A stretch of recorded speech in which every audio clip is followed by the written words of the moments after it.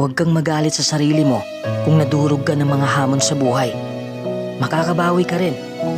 Huwag mong sisihin ang sarili mo kung hiniwalayan ka ng taong mahal mo. Maghihilom rin ang sugat sa puso mo. Huwag mong madaliin ang sitwasyon. May mga araw na maayos ang pakiramdam mo. May mga araw rin na maaalala mo ang lahat ng sakit sa nakaraan.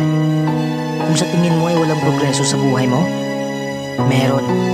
Hindi mo lang napapansin kasi nakapokus ka sa madilim na nangyari sa buhay mo. Tingnan mo rin ang positibong banda.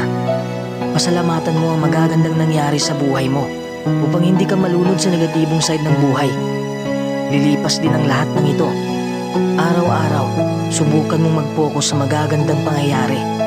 Kung napapagod ka, magpahinga ka lang muna. Alagaan mo ang iyong pangangatawan. Huwag mong pagurin ang sarili mo. Dahan-dahan ka lang.